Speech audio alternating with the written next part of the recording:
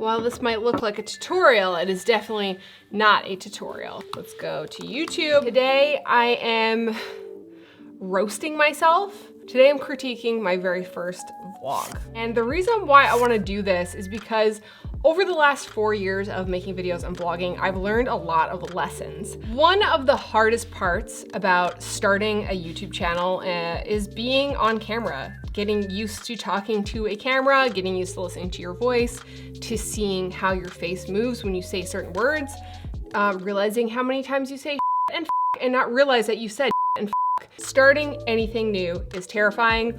Starting anything new where you need to talk to a camera and you're not used to talking to a camera is terrifying. But the key is starting. When you critique your own work and compare yourself to yourself, that's really the best way to figure out A, whether you're progressing, and B, what needs to continue happening in your journey for you to get better at what you're doing. You need to be comparing yourself to yourself. And that's the key. So this video isn't made to poke fun at anybody who's at this level, who's starting here.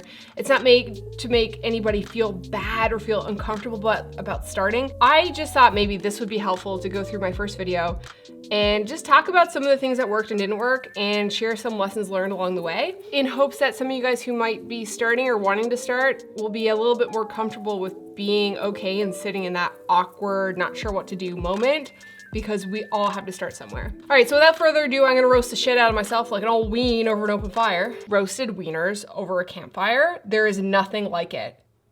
I love hot dogs. Oh, I want a hot dog. So we're gonna start the video. So it's called episode 1, The Hunt. We took a trip to Vancouver to find a place to live. We're starting. I'm awake, 10 to 5, and I'm headed to the airport. Okay, first thing, the audio is not good. I was using a little point and shoot camera, and I think that there might have been noise or something, like I tried to remove the noise. What I would have done at this point is I would have had a proper mic. Even just like the Rode Video Micro, which I love, we've been using that for years. To go to Vancouver with Chris's mom to hopefully find us a place to live.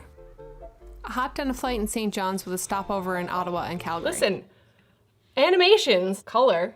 His mom was flying in from Florida, so we met up in Calgary and flew to Vancouver from there. Okay, so I did a voiceover mixed with this like vlog style, which can work, but listening to it, I like don't even sound like myself. Today's the day. We're gonna go out and look for apartments. How many do we have today? Two. Say yes to the apartment.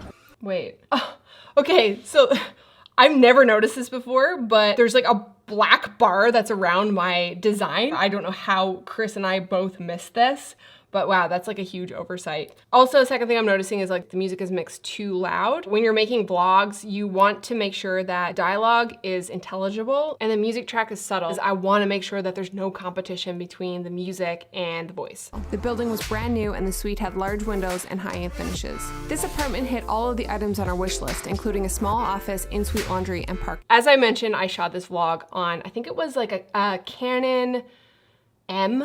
During the shooting of the video, I found using that camera way too complicated. Like I couldn't get what I needed fast with the camera. So I switched to my iPhone and I used an app called Filmic Pro, which I still recommend if you guys are doing mobile filmmaking to use that app. But A, the lens isn't wide enough. The shots are moving way too fast throughout the apartment. And it's just like, there's just this wobble from the lack of stabilization or the attempted stabilization in camera that just didn't really work out. Not great. We had a few hours before our next appointment, so we headed downtown to get a feel for the city. From there, we took the bus to our second viewing in Kitsilano. Okay, so there is like a bit of a story going on. Like we're using the map to kind of show where we are, and then we're seeing an apartment, but then we're downtown. So I kind of talked about like what we were doing in the interim, but like the voiceover, this would have been more fun if it was like a vlog. We're at our second destination in Kitsilano. It's on the bus line. The apartment was newly rented. Oh, God. I'm so uncomfortable in front of the camera that I'm kind of like doing this thing. Like I'm talking to the camera, but then I'm looking away to see if anybody's watching me. And then I'm looking at the camera and I'm really bashful. This is the funny thing about being on camera for the first time. Like it's very uncomfortable and awkward. And I was with Chris's mom and she was there too. And I think that made me a little bit more awkward as well. But like, I'm watching this and I'm like, who is that person? because I'm like trying to be very professional and well-spoken. And if you guys watch this channel, you know, like I'm not like that at all. Like I swear a lot. If you are starting and you wanna make your first vlog, but you're feeling awkward or uncomfortable about being on camera, I suggest getting on Instagram stories or even Snapchat and just like recording yourself talking and watching it back and just getting used to the way your voice sounds, the way you look when you talk, because that is like jarring when you watch yourself talk. You're like, I look like that? Those are the faces that I make? Like it's weird because we don't see that part of ourselves. We look at ourselves in the mirror and we see a reflection. So we're never actually seeing like what we look like. And then of course on camera, depending on what lens you're using and what the lighting is, everything looks different up in here. Doing that on Snapchat definitely helped me get more comfortable on camera.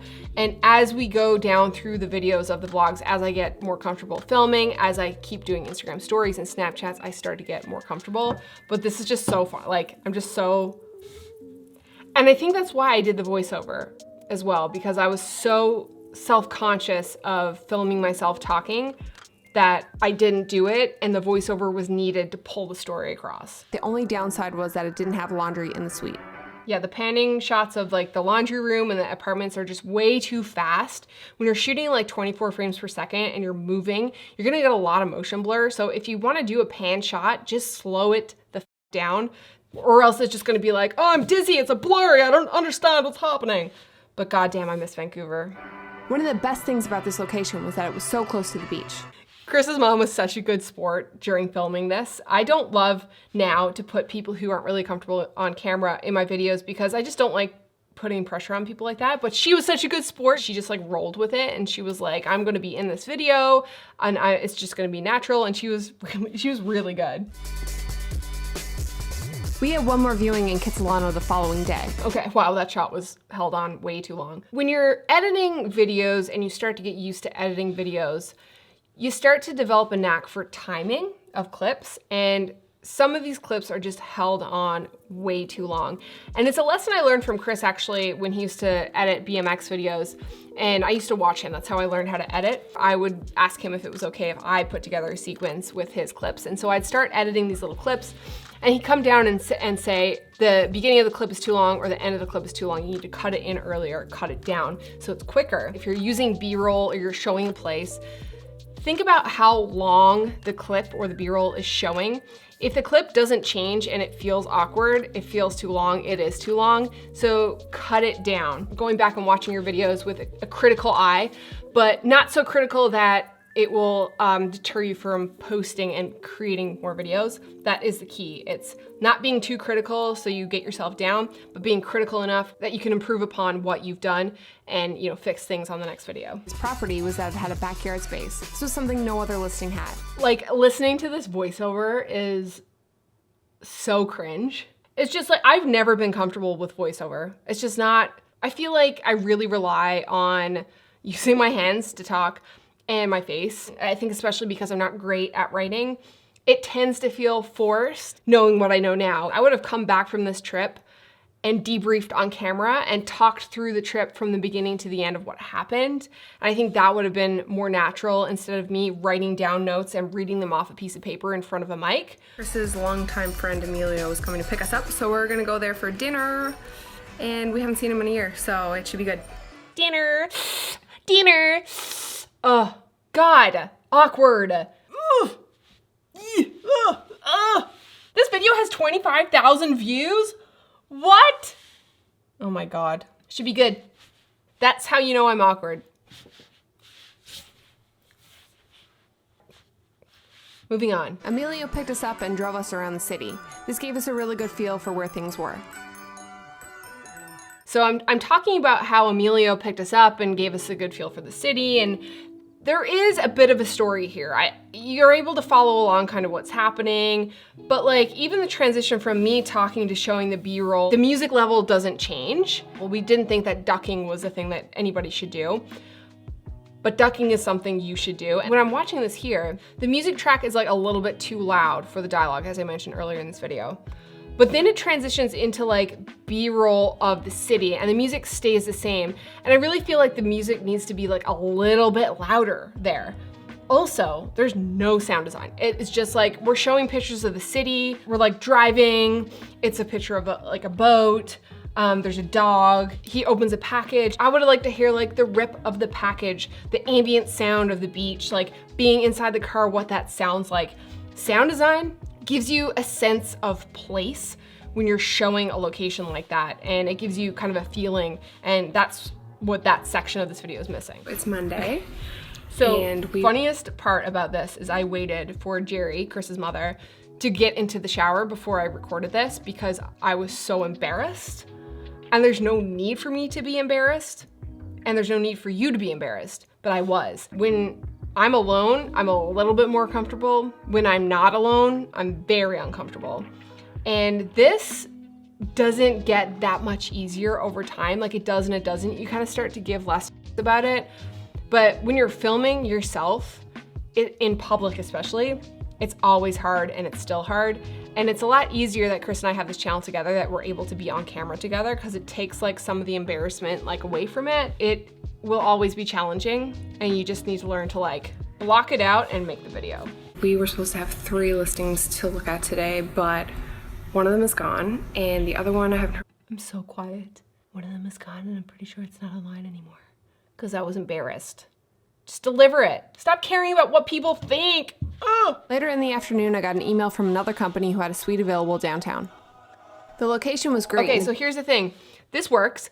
I'm talking about the building and the location, and I'm showing B-roll of the building and the location. Showing the outside of the building and the amenities when I'm talking about the amenities here, like, helps me get an idea as a viewer of like what we're talking about and what those amenities are.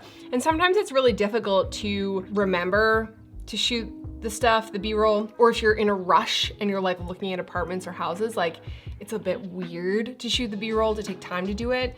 And sometimes it's just not possible. But if you can, as a tip, something that I've learned over the years is that if you're talking about something and it has something to do with the story, show B-roll of what you're talking about. So here I'm saying the location was really good and the apartment was nice and the amenities were cool. I'm showing a picture of the location, the apartment, and the amenities. We're in the bus to our last location now. It's 400 square. I love how it's just like the audio just like cuts in like. A mic would be a massive help. If you're starting making videos and you're using your phone, get a mic. 80% of video is audio. If your audio sucks, then your video sucks. The very first one. All I can hear is like the cars in the background. Appliances. The upside to this place is that it had in-suite laundry, parking, and a really cool view. Pans are so fast. Our last. Don't use auto exposure. It just looks bad. Actually, I got a question on Pixel and Lens the other day asking, do you shoot auto anything? And we don't shoot auto anything except for autofocus. We always manually expose. We never shoot auto ISO because it shifts mid-shot, but the color shifts as well. And even if you're on a custom white balance, it changes the color and it's impossible to grade. Same with auto white balance. We always set a preset white balance or a custom white balance because again, auto white balance will give you that shift. And if you're doing color grading in post, having your color shift halfway through a shot or shift a few times through a shot, it's so much work. So just shoot like a preset white balance and then you can do your primary adjustments, your color corrections, and then just do it for the whole clip. Oh my God, Chris's mom is so cute, I can't. She's such a sweet angel. Like I managed to get some B-roll here. Like I managed to get like a shot of the sign, a shot of the suitcase, a shot of in the airplane. Like it's not, there's parts of this that are bad. But there are parts of this that aren't as bad as I thought. In this video so far, I've seen 2 fade to blacks. Because sometimes it's hard to tie together 2 parts of a story, and a fade to black makes sense, and sometimes it works really well. If I was going to like critique this as like what could have been done better, instead of taking that airplane shot, fading to black and fading into a title, which can work, I think maybe a better transition would have been taking the airplane shot, J-cutting in that audio from the talking shot, showing a B-roll of being at the house to show, okay, now we're home, and give some location context while that audio from my talking part is playing underneath, and then showing me in the office. I think that would have tied the story together a little bit better. A time lapse could have been thrown in there to show time passing. So there are ways to kind of tie together the story that aren't just a fade to black. Tonight when See I was my out, eyes? and See my she eye line? informed me that we've been approved. I'm looking at myself in the phone. There's a disconnect when you're watching somebody's video when they're looking at the screen. If I'm looking at the screen, if I did this whole video like this looking at the screen, there's a disconnect between me and you versus if I'm looking at the camera, there's more of a connection between me and you. When you're filming videos and you're filming vlogs, don't look at yourself in the screen because it looks stupid. Every now and then you might need to check to make sure that you're recording still. Like I'm recording, I have 11 minutes left on this card, so I better hurry up. Think of your audience's eyes as the lens and just say, "Excuse me, miss. Can you see me now? Does it look like I'm looking at you now?" So don't look at the screen because it's awkward here. Now I'm like awkward on camera and I'm also looking at myself. So I'm like, am I doing okay? Do I look okay? Like, is everything fine? Like, just don't do that. Look right in the camera, be yourself, act natural, and just trust that it's gonna look fine. Woo! So excited. There's like a moment of my personality that came there that's like, you know, sheared off by awkwardness. So then the video just ends. It's like a logo at the end. I think this is the reason why us as YouTubers, we have that outro. So it gives the video a finished moment. It's funny to watch this because I see myself talking on camera and I'm thinking like, who is that person? And it's me, but it's like a very awkward, I should say, a very awkward me, a very reserved me. And I felt like that for a long time on camera. I felt like I was always trying to be a little bit too professional on camera, not being 100% myself on camera because I was afraid of what people might think of me and my weirdness or my swearing. And then after a while, I kind of realized like, you know what? Like it's more difficult to not be yourself on camera than it is to be yourself on camera. So I just decided, you know what? I'm gonna be 100% myself with all my weirdness and all my swearing. And if I have to beep it out, I have to beep it out. And if people don't like the swearing, it is what it is because this is me and I'm not gonna change myself for the internet. Be authentic in your videos. Be yourself on camera.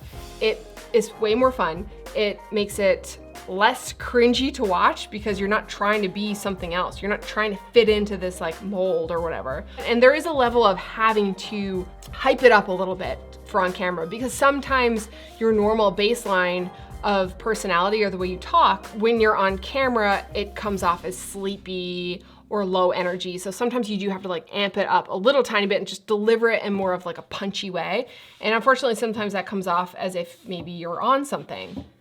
I'm never on anything except maybe drinking coffee. I guess the moral of the story is be your authentic self if you're gonna start a YouTube channel. And then also like don't overthink it either. But you had to start somewhere, so keep in mind all of the things, you know, a good video has a story, a good video has good audio. Don't hold your clips too long, but you know, these are all things that you learn when you make a lot of videos. Don't be afraid to be cringy and awkward because you're gonna be cringy and awkward anyway, so just get past that point. And then once you get comfortable, you'll be best kind, make a video, watch it, analyze it, post it, and then whatever flaws that video has, put them in here and then fix them on the next one and then keep doing that every single time you make a video. And eventually you'll know what's up. I have 1 minute left on this card, so I'm gonna go. If you like the video, give it a thumbs up, subscribe, and hit the bell to get notified when we post new videos. We'll see you on the next one, bye! I'm just gonna let it run out. We're gonna drink the rest of this cold ass coffee. And we're gonna let it run out. And I'm looking at the screen. I'm looking at you. I'm looking at the screen. 42 minutes. I'm just gonna keep talking until the video cuts out. And I don't think I can talk anymore. My jaw hurts. I'm starving. What time is it? 2:23? This year is flying. All the time is flying. What is time? Time dilation. I watched Interstellar last night and we're out of time. We're out of time.